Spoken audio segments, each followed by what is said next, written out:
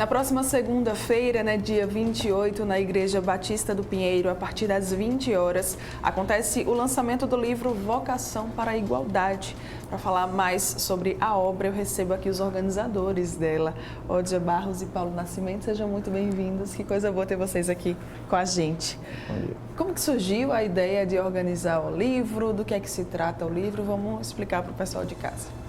Primeiro dar um bom dia a todos e todas que nos acompanham nessa manhã e dizer assim que o surgimento dessa obra tem a ver um pouco com a disponibilizar para o público em geral esse processo vivido pela Igreja Batista do Pinheiro. Sim. Também recebíamos muitas pessoas perguntando como se deu esse processo. Compartilhem como foi a experiência da igreja enfrentando uma questão e uma temática tão difícil, tão ainda polêmica e que a igreja conseguiu, num processo de 10 anos, construir uma posição, vamos dizer assim, muito diferente da maioria das igrejas batistas em discutir com profundidade esse tema.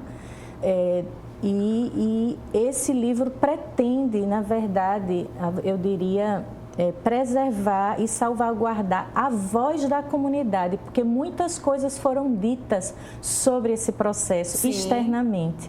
E o livro registra como a comunidade viveu, inclusive tem depoimentos de pessoas da igreja, pessoas LGBTs e não LGBTs, lideranças. Se guardou todo o processo democrático e participativo que a igreja fez, os estudos bíblicos, inclusive também mostrando que essa decisão não é uma decisão isolada, faz parte de um processo histórico da igreja que tem tido posturas de vanguarda desde sempre na sua história e vai fazer 50 anos agora em 2020, a Igreja Batista do Pinheiro. Então o livro, essa obra, ela é mais do que esse tema, porque ela justamente coloca a igreja nesse lugar de ser uma igreja de vanguarda em Alagoas. É isso mesmo, Paulo? Isso, é isso mesmo. Eu acho que é muito importante reafirmar isso que o Ódio acabou de mencionar, porque essa decisão da comunidade de acolher a diversidade sexual, o público LGBT como membros plenos, nós não gostaríamos que isso fosse compreendido como um modismo ou como uma adequação ingênua às exigências da modernidade. Não é isso. Em primeiro lugar, essa é uma decisão que parte de uma compreensão do que é o próprio Evangelho, uma compreensão do que é a missão de Jesus Cristo e o que, consequentemente, deve ser a missão da igreja. Então, não é uma decisão equivocada, tomada do dia para a noite. Há um processo, como o Ódio já mencionou, de 10 anos. Nós estamos falando de uma comunidade de fé, então são 10 anos de diálogo, são 10 anos de oração, são 10 anos de estudo, inclusive, se utilizando de ferramentas científicas, a partir das ciências da linguagem, para ler os textos bíblicos, até chegarmos a essa conclusão de que o amor que acolhe é maior do que a doutrina fria que discrimina e que segrega.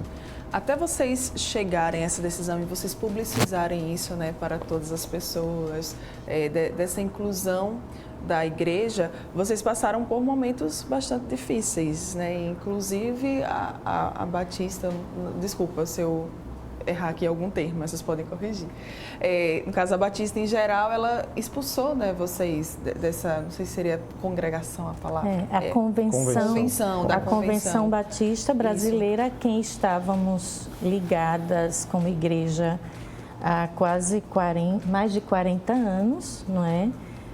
Assim que tomou conhecimento do processo, mesmo sabendo que o processo foi legítimo dentro dos processos exigidos por uma igreja autônoma batista, feito democraticamente dentro dos princípios e legitimações batistas. Assim mesmo, a convenção decidiu, num prazo que normalmente não é comum, sem um processo de aprofundamento, menos de 6 meses depois da decisão, a Convenção Batista Brasileira decidiu pela exclusão da igreja do rol de membros. Isso não compromete a vida da igreja Sim. e a sua constituição como igreja, porque como batistas professamos a autonomia da igreja local. Então essa relação é muito cooperativa, mas de qualquer maneira eu acredito que as instituições normalmente são violentas com os grupos, as pessoas, as igrejas que assumem a sua autonomia de decisão. E naquele momento não deixou de ser um processo extremamente violento, institucionalmente falando. Certo. E mesmo vocês já discutindo esse assunto há 10 anos dentro da comunidade de vocês, como é que foi receber essa notícia? Vocês estavam preparados? Não? Foi surpresa? Como é que foi? Olha, esse processo acabou, Mara, trazendo à tona uma face muito, como Odia menciona, muito cruel, muito violenta da religião, né? Nós estamos falando de uma convenção, os batistas brasileiros, de um modo geral, eles descendem dos batistas norte-americanos, especificamente do sul dos Estados Unidos, que são grupos religiosos com uma tradição muito fechada. Nós utilizamos o termo fundamentalismo, muitas vezes, para se referir ao modo de ser dessas comunidades, que, dentre as várias características presentes nesse modo de ser, está a maneira literalista de interpretar a Bíblia, né, as Sagradas Escrituras. E ao mesmo tempo, o posicionamento da igreja, ao mesmo tempo que ele decide enfrentar esse modo fundamentalista de ler a Bíblia, ele recupera um dos chamados princípios históricos dos batistas no mundo inteiro, porque a história dos batistas não se resume à história dos batistas norte-americanos. Sim. Os batistas norte-americanos saem dos Estados Unidos e chegam ao Brasil no final do século XIX. Mas a história dos batistas tem, no mínimo, 400 anos, pelo menos a versão mais aceita. Eles descendem dos ingleses no século XVI. E essa é uma história que preza pela liberdade de consciência. Então, os batistas sempre estiveram envolvidos na luta pelas liberdades fundamentais. Liberdade de consciência, liberdade para ler e interpretar os textos bíblicos e liberdade para viver comunitariamente. As comunidades batistas, historicamente, são autônomas para pensar a fé e para gerir a sua própria vida. Então, é um movimento ambíguo. Ao mesmo tempo, a gente se defrontou com uma violência simbólica muito grande, vinda dessas leituras fundamentalistas, mas a comunidade segue firme aí, ostentando esse princípio de autonomia da comunidade local tão caro aos batistas na história. Hoje que eu conheço, vocês são a única igreja que eu conheço, tá, gente? A única igreja evangélica daqui, né, de Alagoas, que batizam LGBTs. Como é que foi para vocês, hein, a sensação de fazer o primeiro batismo, né? Vocês conversaram durante muito tempo com a comunidade, eles aceitaram. Como é que foi? O que é o batismo, né, para vocês? Então, para nós, das igrejas batistas, o batismo é super importante. Tem uma dimensão, eu diria, espiritual, pessoal, de que o batismo é um símbolo importante, representativo do processo de cada pessoa que vive, reconhece a fé em Jesus. Mas, para uma comunidade batista, o batismo significa também, vamos dizer assim, reconhecer essa pessoa com sua cidadania eclesial plena, ou seja, a partir do batismo, numa igreja batismo, a pessoa é reconhecida na sua plenitude como parte daquele corpo, e isso para nós, eu diria que foi uma celebração. Realizar o batismo de pessoas que se reconheçam na sua condição LGBT, plenamente aceita e acessando todos os direitos numa comunidade de fé. Eu diria que, passadas as lutas e as agressões, eu diria, não, os batismos, e talvez esse livro é um pouco disso, é celebração. É celebração de uma comunidade que consegue dar um passo nessa direção que nós falamos aqui, da igualdade, de reconhecer o ser humano na sua plenitude e poder celebrar isso a partir de um rito cristão tão importante ainda. E para nós hoje, eu diria que isso é já pura celebração.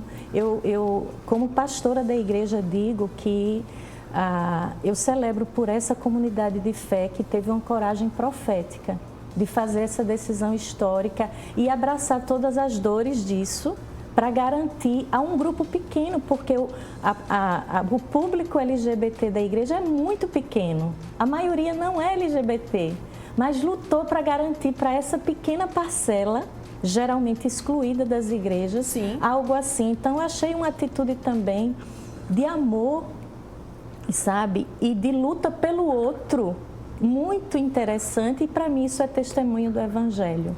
Vamos falar um pouquinho sobre o livro, quantos capítulos, vamos explicar tudo aí, Paulo. Certo. O que é que tem aí dentro da Vocação para a Igualdade? Tá. O livro ele foi lançado pela editora Novos Diálogos, né? Uma editora sediada em Brasília, inclusive as pessoas de outras localidades, outras cidades e estados, já podem adquirir o livro pela internet, né? Pela internet. E ele tem 3 grandes capítulos. Certo. Vamos mostrando a capa aí, né, para o pessoal. Não, deixa eu pegar isso aqui, enquanto você vai falando, aí a gente vai mostrando aqui o detalhe. Ele tem uma apresentação muito, mas muito bem escrita pelo pastor Raimundo César Barreto, que é pastor batista, professor nos Estados Unidos. Depois, um ensaio introdutório de minha autoria. E aí nós vamos ter três principais sessões aqui nesse livro. Sim. Estudos comunitários, a seção número 1, que resume textos que foram estudados na escola bíblica da igreja. A seção número 2, olhares e repercussões, é uma seção onde nós quisemos apresentar vozes, como essa decisão repercutiu fora da igreja, em outros lugares do Brasil e também do mundo. E, por último, uma sessão muito especial que se chama Vozes da Comunidade, onde nós vamos ter as vozes mesmo, testemunhos de pessoas LGBTs, pessoas não LGBTs, mães de gays, mães de pessoas, mães e pais de pessoas da comunidade. E terminando ainda uma última sessão de anexos que traz os documentos importantes que fizeram parte desse processo, como ata da Assembleia, que decidiu pela aceitação desse pessoal. Todos os documentos importantes nesse processo, que durou 10 anos, estão também na última sessão do livro. 260 páginas. 260 páginas. E o que vocês pretendem mesmo é deixar tudo documentado. Exato. Isso é muito importante, inclusive, porque sabendo que é uma decisão foi muito polêmica e muito tratada de forma inadequada, inclusive nos meios das redes sociais, a igreja ficou muito exposta a um tipo de discurso violento. E uma das coisas que mais perguntavam é assim: vocês rasgaram a Bíblia para fazer isso? E quem é do mundo evangélico sabe que isso é uma maneira de questionar a legitimidade dos nossos processos de estudo bíblico e teológico. Por isso que aqui tem assim registrado os estudos bíblicos e teológicos bem fundamentados, que foi importante. E também para dizer, olha, não, a igreja teve um processo sério, histórico, construído. E o livro pretende também deixar esse registro na história da seriedade com que essa comunidade abraçou e acolheu esse desafio, não é? E agora nós podemos compartilhar, não é, com outras comunidades de fé que queiram também, de alguma maneira, serem desafiadas nesse processo. E segunda-feira tem lançamento? Segunda-feira tem 28, agora segunda nós estaremos fazendo mais um lançamento.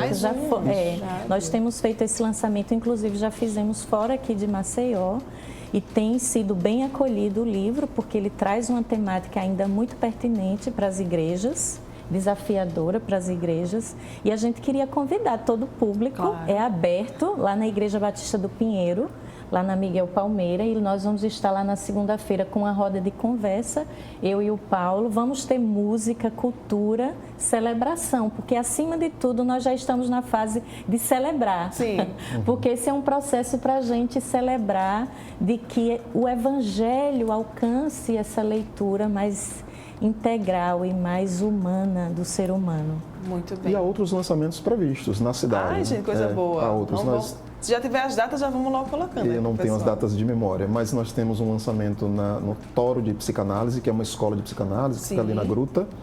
E nós vamos estar na Bienal do Livro. Ah, que legal! Nós estaremos na Bienal do Livro também, lançando o livro lá. Muito bem. Então, quem quiser ficar mais por dentro desses lançamentos, Exato. como é que pode fazer? Como é que dá para acompanhar? Vocês têm contato? Vamos compartilhar, né, com o pessoal de casa. Nós temos as mídias sociais da comunidade, da igreja. Né? Nós temos o blog batistadopinheiro.blogspot.com. Temos um Instagram, as pessoas podem colocar Igreja Batista do Pinheiro. Todas as mídias. Certo. Essas datas estarão postadas lá. Facebook, tudo. Então, quem quiser ficar, né, sabendo mais informações, talvez você não consiga ir na segunda-feira, não tem problema, terão outras oportunidades. E aí é só você buscar lá, Igreja Batista do Pinheiro, que você com certeza vai ficar muito bem informado. Obrigada pela presença de vocês. Também, que bate-papo Mara. super legal, né? Até porque foi um caso, eu tinha comentado isso aqui nos bastidores, que foi polêmico, né? Que assim, que muitas pessoas comentaram, meios de comunicação noticiaram. Então, a gente acaba também querendo ficar sabendo desses bastidores, né? Eu acho que é sempre importante que a gente saiba um pouco sobre a história por trás. Muito obrigada por compartilhar isso com a gente. Nós que agradecemos. Muito bom mesmo. Parabéns, viu? Obrigada. Você que está aqui ligadinho com a gente, não vai sair daí. Para a gente fechar o programa de hoje tem música. André Laís chega já aqui para falar sobre os seus 10 anos de carreira. Volto já.